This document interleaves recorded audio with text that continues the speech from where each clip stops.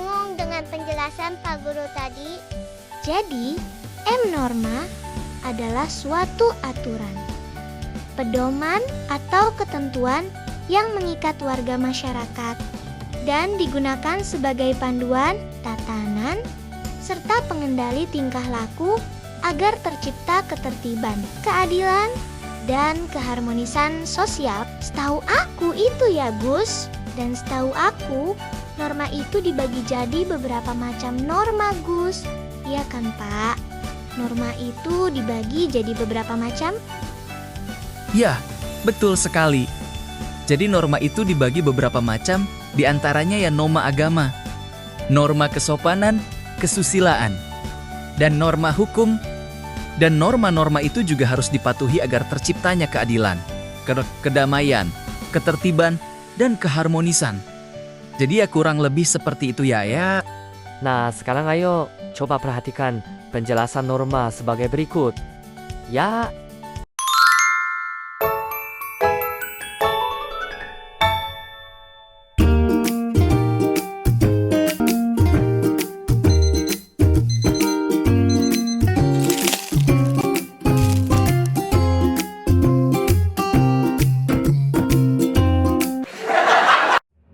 Menunda waktu sholat adalah salah satu pelanggaran norma loh.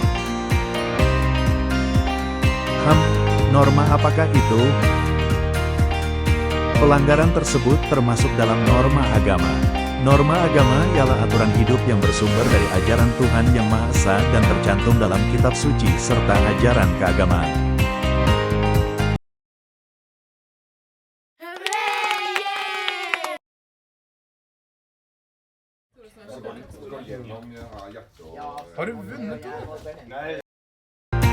Nah, seperti video sebelumnya, perbuatan tersebut menunjukkan suatu hal yang baik dan buruk terhadap norma agama.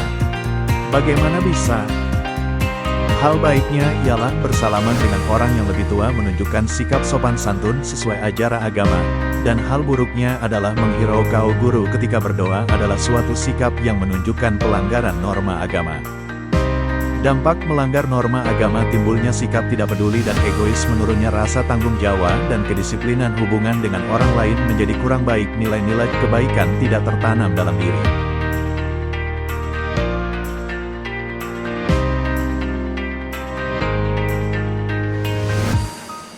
Nah, tidak berdoa sebelum makan juga termasuk pelanggaran norma agama loh. Maka lebih baik sebelum makan kita lebih baik berdoa terlebih dahulu. Sanksi pelanggaran norma agama. Sanksinya bersifat spiritual dan tidak langsung, berupa dosa, rasa bersalah, dan hukuman di akhirat, siksa neraka. Sanksi di dunia dapat berupa penyesalan batin hingga sanksi sosial dikucilkan masyarakat. Nah, bagaimana teman-teman? Apakah kalian sudah paham apa itu norma agama? Ayo, coba siapa yang paham angkat tangan, lalu jelaskan apa itu norma agama. Nah, sekarang kita akan memberikan kalian soal pertanyaan beserta contohnya, dan kalian harus menjawabnya. Perhatikan dengan baik-baik contoh dan pertanyaannya. Ya.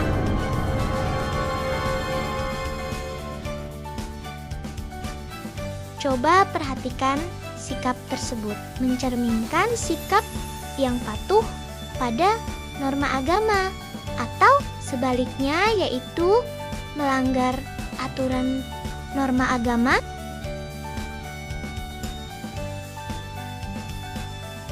Selanjutnya yaitu, apakah berdoa kepada Tuhan Yang Maha Esa merupakan suatu perbuatan yang menyimpang dari norma agama?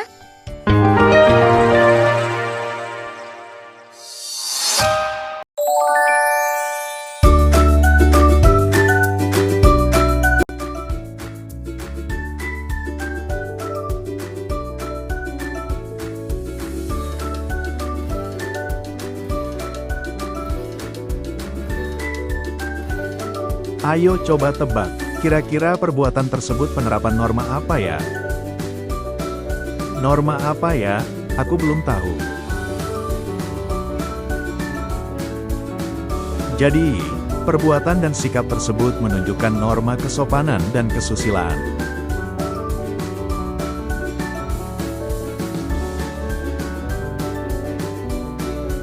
Nah, dari perbuatan seorang anak tersebut juga menunjukkan perilaku norma, yaitu norma kesopanan. Kenapa bisa dikatakan norma kesopanan? Karena norma kesopanan ialah aturan tidak tertulis tentang sopan santun dalam pergaulan sehari-hari. Maka dari itu kenapa bisa dikatakan norma kesopanan? Dalam norma kesopanan tidak hanya toleransi saja, melainkan contohnya seperti senyum, bersalaman, dan menyapa.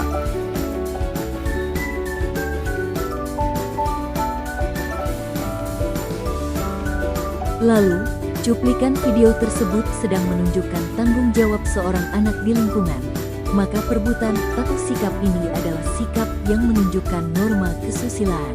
Norma kesusilaan adalah aturan tidak tertulis yang bersumber dari hati nurani manusia untuk menilai baik atau buruknya suatu tingkah laku. Aturan ini menuntun individu agar memiliki akhlak yang baik, seperti jujur, adil, dan menghargai orang lain. Nah, itulah norma kesusilaan. Tapi norma kesusilaan bukan hanya tentang tanggung jawab loh. Lalu contohnya seperti bagaimana lagi, Pak?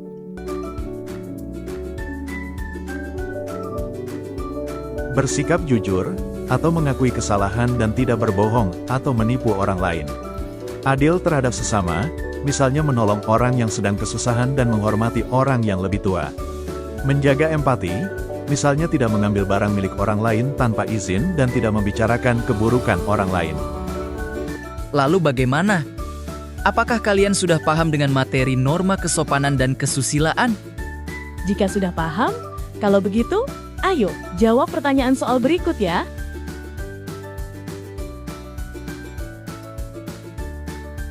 Seorang siswa memotong antrean. Di kantin, tindakan teman yang paling tepat adalah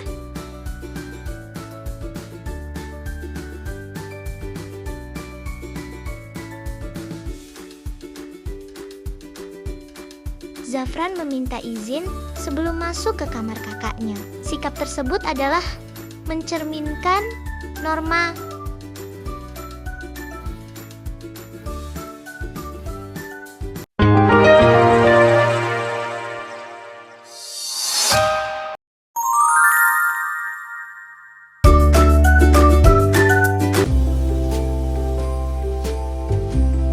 Ketika ingin menyeberang jalan, harus menunggu lampu lalu lintas berwarna apa?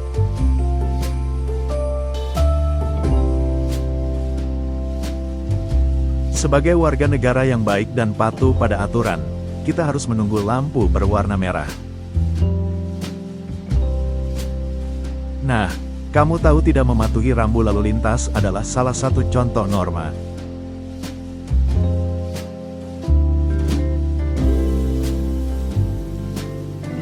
Norma itu adalah norma hukum.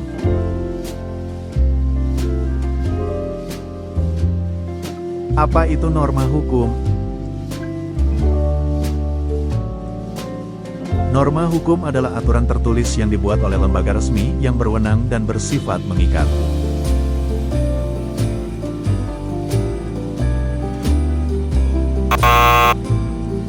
Tahukah kamu perbuatan mencuri merupakan sebuah pelanggaran norma hukum yang akibatnya mendapat sanksi, baik sanksi sosial ataupun berakhir di penjara. Dampak pelanggaran norma hukum. Ketertiban dan keamanan terganggu. Pelanggar mendapatkan sanksi sesuai aturan. Merugikan diri sendiri dan orang lain. Contoh penerapan norma hukum dalam kehidupan sehari-hari. Mematuhi tata tertib sekolah, menjaga ketertiban umum, menjalankan kewajiban di rumah. Pentingnya norma hukum bagi peserta didik. Belajar disiplin sejak dini, menghargai aturan yang berlaku, menjadi warga negara yang taat hukum.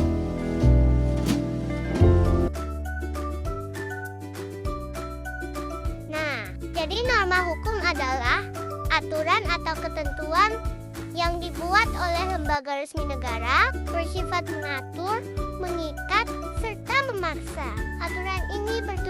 untuk menjaga ketertiban, keadilan, dan kedamaian dalam kehidupan masyarakat. Kurang lebih seperti itu ya, jadi harus ditaat. Jika tidak, nanti bisa berurusan dengan angka hukum loh. Kalau begitu lanjut, coba jawab pertanyaan-pertanyaan berikut deh. Lihat dan perhatikan baik-baik. Soalnya, ya,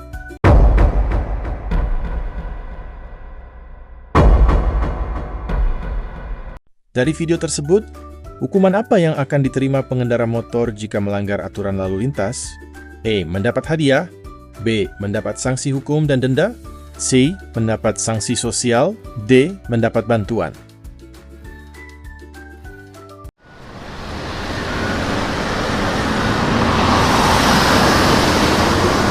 melakukan penyeberangan di area zebra cross. Seharusnya dilakukan ketika lampu berwarna A.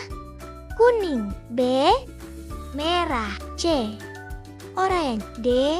Hijau.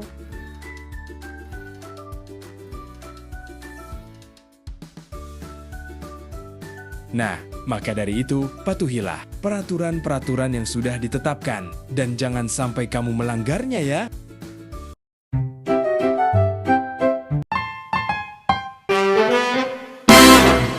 Sebelum kami tutup, terima kasih sudah mendengarkan dengan baik. Semoga ilmu yang didapat dapat bermanfaat di kemudian hari. Bye-bye. Sampai jumpa di kesempatan berikutnya ya.